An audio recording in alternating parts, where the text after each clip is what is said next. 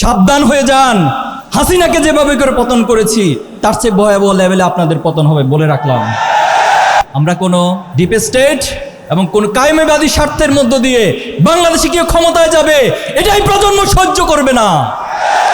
বাংলাদেশে যারাই ক্ষমতা যাবেন এই প্রজন্মের পালসকে বুঝে, ছাত্র সমাজের পালসকে বুঝে, ছাত্র সমাজের সমর্থন নিয়ে তারপরে আপনাদেরকে ক্ষমতায় যেতে হবে। বাংলাদেশের সম্প্রতি তেজগাঁও কলেজে সাকিবুল হাসান রানা নামে একজন শিক্ষার্থীকে হত্যা করা হয়েছে, আপনারা জানেন, খুব বেশি আলোচনায় আসে নাই। কাদের হাতে হত্যা করা হয়েছে সেটাও এই জাতি জানে, কিন্তু দুর্ভাগ্য হচ্ছে মিডিয়াগুলো, প্রশাসন এই সাকিবুল হাসান রানার হত্যাকাণ্ডকে গোপন করেছে।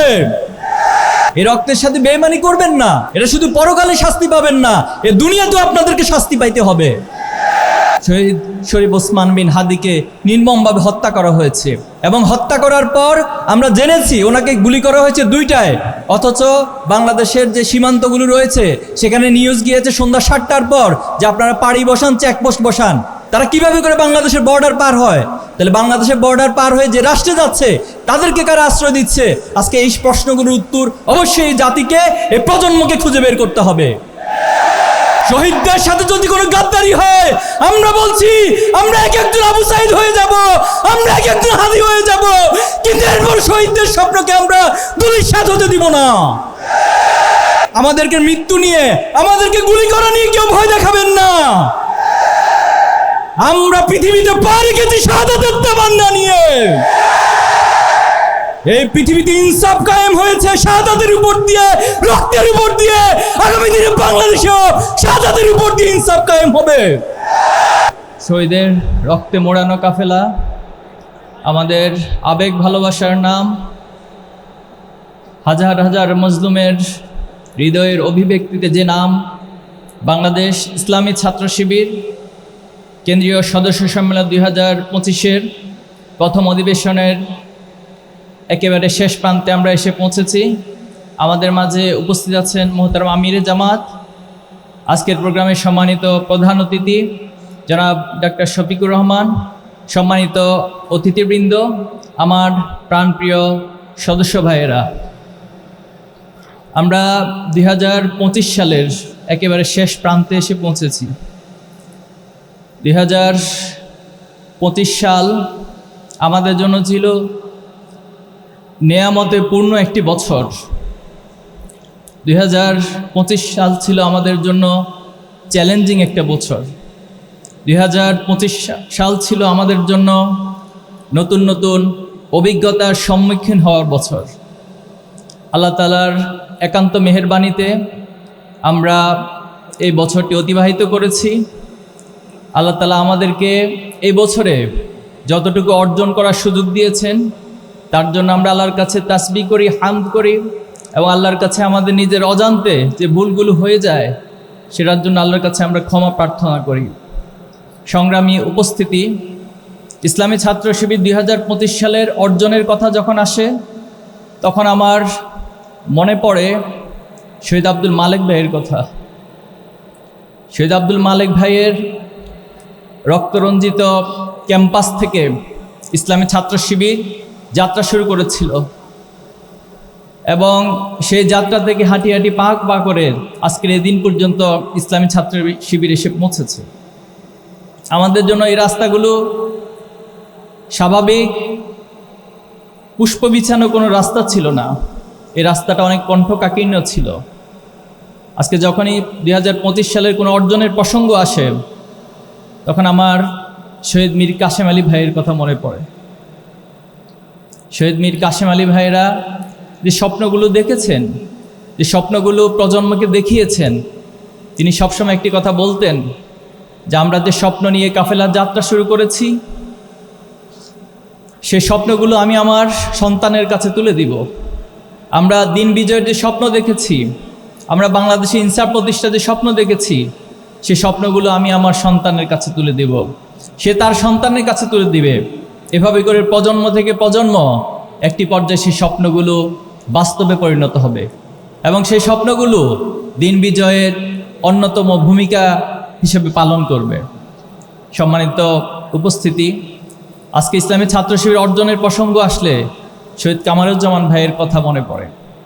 আজকে ইসলামী ছাত্র শিবির অর্জনের প্রসঙ্গ আসলে জুলাই এবং আগস্টের আগ পর্যন্ত 234 জন ভাইয়ের জীবন উৎসর্গের কথা মনে পড়ে। আজকে জুলাই এবং আগস্টে ইসলামী ছাত্র শিবিরের অসংখ্য ভাইদের জীবন দিয়েছেন। আজকে যখনই আমাদের অর্জনের প্রসঙ্গ আসে, জুলাই এবং আগস্টের সেই বিভীষিকাময় দিনগুলোর কথা মনে পড়ে। এখানে আমার ভাইয়েরা আছেন সকলে, আপনারা সেই দিনগুলো সাক্ষী। কেমন ছিল সেই দিনগুলো আমাদের জন্য? প্রতিটি দিন, প্রতিটি রাত আমাদেরকে শাহাদাতের জন্য অপেক্ষা করতে হতো। যখন ইন্টারনেট শাটডাউন হয়ে গিয়েছিল, আমরা অফলাইনে যোগাযোগ করতে হয়েছে, অনেক রিস্ক নিয়ে যোগাযোগ করতে হয়েছে। বাসা থেকে অনেক দূর থেকে সিম মোবাইল আলাদা করে সেখানে যোগাযোগ করতে হয়েছিল। প্রতিদিনই আমাদের কাছে কোনো না কোনো শাহাদাতের সংবাদ আসতো। প্রতিদিনই বাংলাদেশের কোনো না কোনো প্রান্ত থেকে আমাদের ভাইয়েরা নির্মমভাবে আহত হওয়ার সংবাদ আসতো। কোথাও না কোথাও গ্রেপ্তার হয়ে নির্যাতনের রিমান্ডের খবরগুলো আসতো। এর মধ্য দিয়ে আমরা আজকের এই পর্যায়ে এসে দাঁড়িয়েছি। যে জুলাই এবং আগস্ট আমাদেরকে বাংলাদেশে নতুন করে একটি সম্ভাবনার ধার উন্মোচন করে দিয়েছে। জুলাই এবং আগস্ট এই ভূখণ্ডে আধিপত্যবাদী এবং ফ্যাসিবাদী শক্তির সকল সমীকরণগুলোকে ধ্বংস করে দিয়েছে। আজকে আমরা আমাদের সেই ত্যাগ, শহীদ এবং যাদের রক্তের বিনিময়ে, ত্যাগের বিনিময়ে আমরা অর্জনগুলো হয়েছে, আমরা তাদেরকে স্মরণ করছি, তাদের জন্য আল্লাহর কাছে দোয়া করছি। আল্লাহ যেন তাদেরকে শাহাদাতের মর্যাদা দান করেন। আমাদের আহত পঙ্গুত্ব বরণকারী যে ভাইরা রয়েছেন, আল্লাহ যেন আমাদের ভাইদেরকে সুস্থতা দান করেন।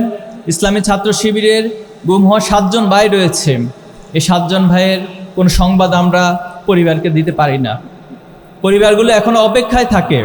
আমাদের আল মুকাদ্দাস ভাইয়ের ভাই, ছোট ভাই আমাকে মেসেজ করে প্রায় সময় যে ভাই আমার কাছে মনে হয় যে আমার ভাই ফিরে আসবে।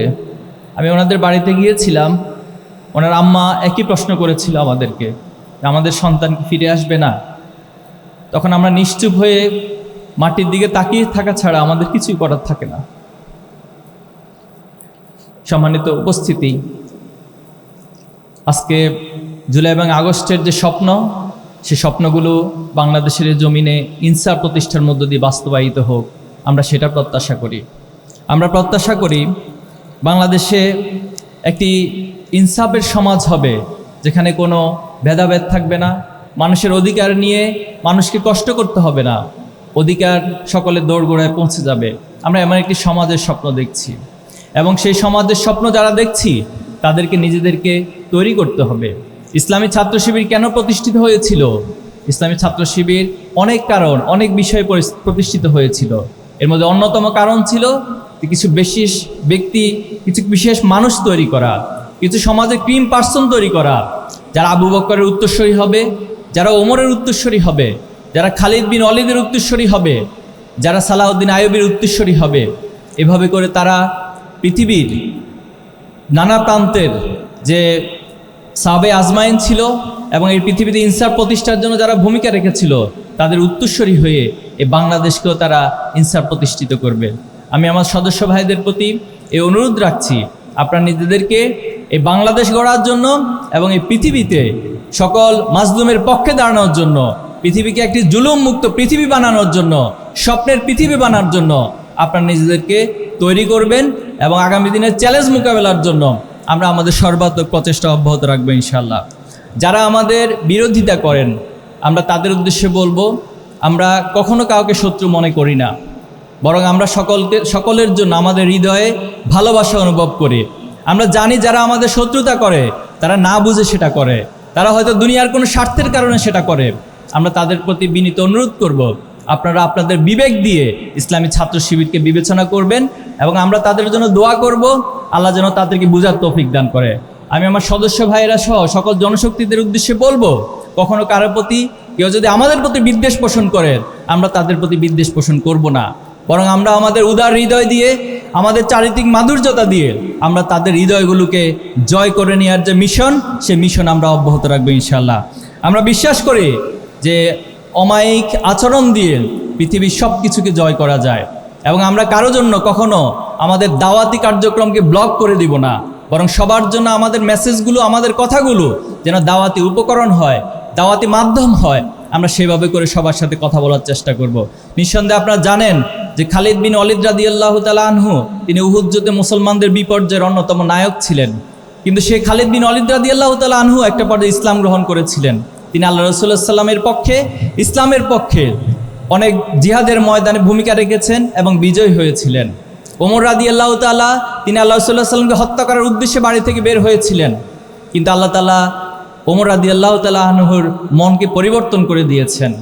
যে ওয়াহশী আল্লাহ রাসূলুল্লাহ সাল্লামের চাচা হামজা রাদিয়াল্লাহু তাআলা আনহুকে হত্যা করেছিল, শুধু হত্যাই নয়, হামজা রাদিয়াল্লাহু তাআলার কলিজাটুকু ছিঁড়ে এনে হিন্দাকে দিয়েছিল, সে ওয়াহশী একটা পর্যায়ে ইসলাম গ্রহণ করেছিল। আল্লাহ রাসূলুল্লাহ সাল্লাম যখন তায়েফের ময়দানে গিয়েছিল, আল্লাহ রাসূলুল্লাহ সাল্লাম অনেক কষ্ট করে, অনেক পথ পাড়ি দিয়ে তায়েফবাসীর কাছে দ্বীনের দাওয়াত, ইনসাফের দাওয়াত, ইসলামের দাওয়াত নিয়ে গিয়েছিল।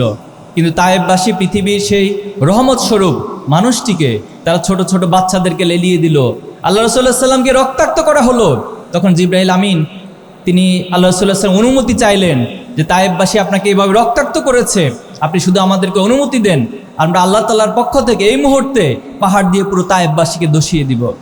কিন্তু আল্লাহ রাসূলুল্লাহ সাল্লাম যিনি রহমত স্বরূপ ছিলেন পুরো পৃথিবীবাসীর জন্য, তিনি বলেছিলেন যদি তাদেরকে ধসিয়ে দেওয়া হয়, যদি তাদেরকে ধ্বংসই করে দেওয়া হয়, তাহলে দ্বীনের দাওয়াত আমরা কার কাছে পৌঁছাবো?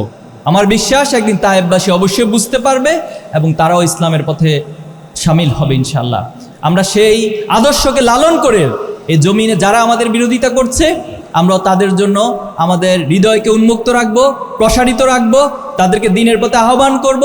আমরা আমাদের চারিত্রিক মাধুর্যতা দিয়ে তাদেরকেও দ্বীনের পথে ইনশাআল্লাহ নিয়ে আসবো। আল্লাহ তাদেরকে কবুল করুন, আমিন। সম্মানিত ভাইয়েরা, আমরা সরকারের প্রতি উদাত্ত আহ্বান জানাবো যে জুলাই এবং আগস্টের বিপ্লবের মধ্য দিয়ে আপনাদেরকে সরকারে বসানো হয়েছে। আমরা এই কথাগুলো অনেকবার বলেছি। আপনারা স্বাভাবিক কোনো নির্বাচন, স্বাভাবিক কোনো প্রক্রিয়া ক্ষমতায় বসেন নাই। আপনারা আমাদের দেশের শত শত হাজার হাজার শিক্ষার্থীদের, আমাদের দেশের ছাত্রদের, যুবকদের, রিক্সাওয়ালা, শ্রমিক, এই রক্তগুলো, এই জীবনগুলোর উপরে আপনারা ক্ষমতায় বসেছেন। তাহলে আপনারা সেই ক্ষমতায় বসে যদি আবার সে ফ্যাসিবাদ কায়েমের চিন্তা করেন, অথবা ফ্যাসিবাদী কায়েমি স্বার্থকে যে এস্টাবলিশমেন্ট রয়েছে তাদেরকে যদি সুযোগ দেন, তাহলে এটা শহীদদের সাথে প্রতারণা ছাড়া আর কিছু নয়। আমরা তাদের প্রতি উদাত্ত আহ্বান জানাবো, এই রক্তের সাথে বেইমানি করবেন না। এটা শুধু পরকালে শাস্তি পাবেন না, এ দুনিয়াতেও আপনাদেরকে শাস্তি পাইতে হবে। আজকে কতটা দুঃখের সাথে, কষ্টের সাথে আমাদেরকে দেখতে হচ্ছে, বলতে হচ্ছে, আমরা সময়ের মধ্যে অতিবাহিত করতে হচ্ছে। আমাদের জুলাই আন্দোলনের অন্যতম সহযোদ্ধা শহীদ শরীফ ওসমান বিন হাদিকে নির্মমভাবে হত্যা করা হয়েছে। এটা কিভাবে সম্ভব? এবং হত্যা করার পর আমরা জেনেছি ওনাকে গুলি করা হয়েছে 2টায়, অথচ বাংলাদেশের যে সীমান্তগুলো রয়েছে সেখানে নিউজ গিয়েছে সন্ধ্যা 7টার পর যে আপনারা পাড়ি বসান, চেকপোস্ট বসান। এ কেমন আচরণ করেছেন আপনি? তারা কিভাবে করে বাংলাদেশের বর্ডার পার হয়? তাহলে বাংলাদেশের বর্ডার পার হয়ে যে রাষ্ট্রে যাচ্ছে তাদেরকে কারা আশ্রয় দিচ্ছে? আজকে এই প্রশ্নগুলোর উত্তর অবশ্যই জাতিকে, এই প্রজন্মকে খুঁজে বের করতে হবে। আমরা কোনো ডিপ স্টেট এবং কোন কায়েমবাদী স্বার্থের মধ্য দিয়ে বাংলাদেশে কেউ ক্ষমতায় যাবে, এটাই প্রজন্ম সহ্য করবে না। বাংলাদেশে যারাই ক্ষমতা যাবেন, এই প্রজন্মের পালসকে বুঝে, ছাত্র সমাজের পালসকে বুঝে, ছাত্র সমাজের সমর্থন নিয়ে তারপরে আপনাদেরকে ক্ষমতায় যেতে হবে। শহীদদের সাথে যদি কোনো গাদ্দারি হয়, আমরা বলছি আমরা এক একজন আবু সাইদ হয়ে যাব, আমরা এক একজন হাদি হয়ে যাব, কিন্তু এরপর শহীদদের স্বপ্নকে আমরা ধূলিসাৎ হতে দিব না।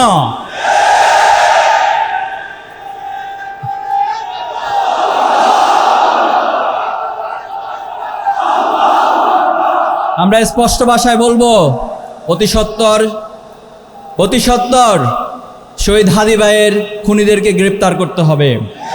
বাংলাদেশের সম্প্রতি তেজগাঁও কলেজে সাকিবুল হাসান রানা নামে একজন শিক্ষার্থীকে হত্যা করা হয়েছে, আপনারা জানেন, খুব বেশি আলোচনায় আসে নাই। কাদের হাতে হত্যা করা হয়েছে সেটাও এই জাতি জানে, কিন্তু দুর্ভাগ্য হচ্ছে মিডিয়াগুলো, প্রশাসন এই সাকিবুল হাসান রানার হত্যাকাণ্ডকে গোপন করেছে। এই রাষ্ট্রের জন্য আমরা জীবন দেই নাই, এই রাষ্ট্রের জন্য আমার শহীদ ভাইরা জীবন দেয় নাই। সাবধান হয়ে যান, আপনাদের উদ্দেশ্যে বলবো, সাবধান হয়ে যান, ভালো হয়ে যান। এই রাষ্ট্রের যে আকাঙ্ক্ষা, সে আকাঙ্ক্ষিত রাষ্ট্রকে বাস্তবায়ন করুন। তাহলে আমরা আপনাদেরকে সহযোগিতা করব।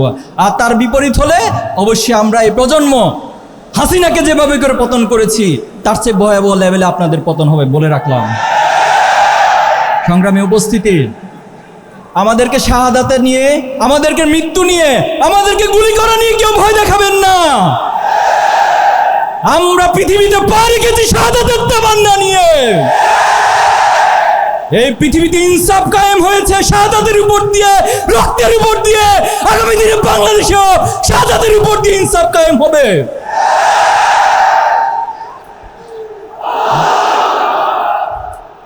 এই জমিনের প্রতি ইঞ্চি মাটি আমাদের শহীদের রক্তে কেনা।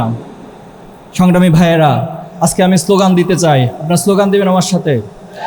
আমি জুলাইকে স্মরণ করে স্লোগান দিব, আমি ফ্যাসিবাদকে স্মরণ করে স্লোগানগুলো দিব, আমি আর হাদি ভাইকে স্মরণ করে স্লোগান দিব, বাংলাদেশে আগামী দিনে ইনসাফকে স্মরণ করে স্লোগান দিব।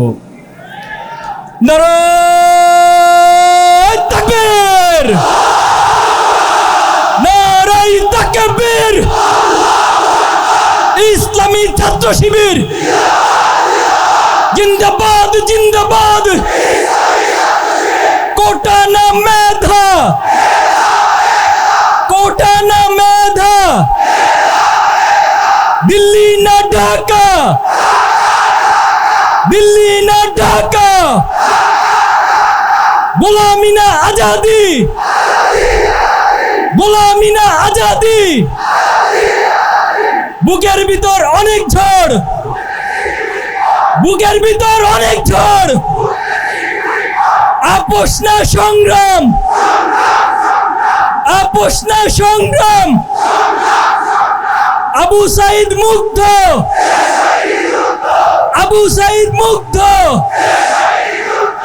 আমার ভাইয়ের রক্ত, আমার ভাইয়ের রক্ত, হাদি ভাইয়ের রক্ত, শহীদদের রক্ত। আমরা সবাই হাদি হব, যুগে যুগে লড়ে যাব। আমরা সবাই হাদি হব। We want justice, we want justice. Free, free, free, free, free, free, free, free, free, free, free, free. From the river to the sea, from the river to the sea, from the river to the sea. Inqilab, inqilab, inqilab, inqilab, inqilab, inqilab. সংগ্রামী ভাইয়েরা, আমরা এই জমিনে ইনকিলাব বাস্তবায়ন করে ছাড়বো ইনশাআল্লাহ। প্রিয় ভাইয়েরা, এ জমিনে ইনসাফ কায়েম হবে, ইনকিলাব কায়েম হবে। কিন্তু আমি ব্যক্তি যদি কোনো কারণে আল্লাহর কাছে প্রশ্নবিদ্ধ হয়ে যাই, যদি কাল কিয়ামতের মাঠে আল্লাহ তাআলা আমাকে কোনো প্রশ্ন করে বসেন, তাহলে আমার জন্য ইনকিলাব ব্যক্তির জন্য কোনো কাজে আসবে না। আল্লাহ রাসূলুল্লাহ সাল্লাল্লাহু আলাইহি ওয়াসাল্লাম একদিন সবাইকে প্রশ্ন করেছেন, এই দুনিয়ার সাথে আমার কি সম্পর্ক? তখন আল্লাহ সাল্লাম নিজেই সেটার উত্তর দিয়েছেন একটা উপমার মধ্য দিয়ে। তিনি বলেছেন যে কোনো একজন পথিক যখন অনেক দূরবর্তী পথে যাত্রা করে, পথিমধ্যে তিনি একটি বৃক্ষ দেখতে পেল এবং সেই বৃক্ষের নিচে সামান্য কিছু সময় বিশ্রামের প্রয়োজন হলো এবং বিশ্রাম করে তিনি আবার তার নির্দিষ্ট গন্তব্যের দিকে হেঁটে যান। এই দুনিয়ার সাথে আমার সম্পর্ক হচ্ছে সে পথিকের অতি সামান্য কিছু সময় বৃক্ষের নিকট বিশ্রাম নেওয়ার মতো। আল্লাহ তাআলার কাছে দুনিয়ার মূল্য একটি মশার ডানার চেয়ে তুচ্ছ হিসেবে বিবেচিত হয়। আল্লাহ সাল্লাল্লাহু হাদিসে বলেছেন যে কোনো একজন ব্যক্তি যদি সমুদ্রের মধ্যে তার আঙ্গুলকে চুবিয়ে দেয়, চুবানোর পর যখন সে আঙ্গুল উত্তোলন করে, আঙ্গুলের মাথায় যে সামান্য পানি থাকে, আখিরাতের তুলনায় দুনিয়াটা হচ্ছে ততটাই নগণ্য। সংগ্রামী ভাইয়েরা আমার, আমরা আমাদের এই সকল প্রচেষ্টার মধ্য দিয়ে আল্লাহর কাছে একটা জিনিসই চাই, আল্লাহ যেন আমাদেরকে জান্নাতে শামিল করে নেন। আল্লাহ যেন আমাদের সকল কর্ম প্রচেষ্টাগুলোকে তার সন্তুষ্টির মাধ্যম হিসেবে কবুল করে নেন। বিগত সময় ইসলামী ছাত্র শিবির যে পথ মাড়িয়ে দিয়ে এসেছে, 2025-এ যতটুকু অর্জন হয়েছে, আগামী বছর আপনাদের সকলের প্রচেষ্টার মধ্য দিয়ে আল্লাহ তাআলা আমাদেরকে আরও অনেক অনেক বেশি অর্জনের সম্মুখীন করবে ইনশাআল্লাহ। আল্লাহ আমাদেরকে আরও অনেক অনেক অর্জনের দিকে, সফলতার দিকে ধাবিত করবেন ইনশাআল্লাহ। নাসরুম মিনাল্লাহি ওয়া ফাতহুন করিব। সর্বশেষ আল্লাহ তাআলার কাছে একটাই ফরিয়াদ, আমাদের সব কিছুর বিনিময়ে আমাদের রব যেন আমাদের উপর সন্তুষ্ট হয়ে যায়। আমার রব যখন বলবে রাদিয়াল্লাহু আনহু ওয়া রাদু আনহুম, তখন আমার বান্দা হিসেবে, গোলাম হিসেবে আমার আর চাওয়া পাওয়ার কোনো কিছুই থাকবে না। আল্লাহ আমাদেরকে তার সন্তুষ্টের চিত্ত বান্দাদের কাতারে শামিল করে নিন। আল্লাহ তাআলা আমাদের সবাইকে তার জান্নাতে একসাথে করে শামিল করে নিন। আপনাদের সবাইকে অনেক অনেক ধন্যবাদ। মোহতারাম প্রধান অতিথি থেকে শুরু করে যত ভাইয়েরা এখানে এসেছেন, কষ্ট করে আমাদেরকে সময় দিয়েছেন, সাংবাদিক বন্ধুরা এসেছেন, আইন শৃঙ্খলা বাহিনীর ভাইয়েরা রয়েছেন, আমাদের ভাইয়েরা এই প্রোগ্রাম বাস্তবায়নের জন্য গত মাসব্যাপী অনেক কষ্ট করেছেন, শ্রম দিয়েছেন। আমি সবার জন্য আল্লাহ তাআলার কাছে উত্তম জাযার কামনা করছি। আপনাদেরকে ধন্যবাদ জানিয়ে আমাদের প্রথম অধিবেশন এখানেই সমাপ্ত ঘোষণা করছি। আসসালামু আলাইকুম ওয়া রাহমাতুল্লাহি ওয়া বারাকাতুহু।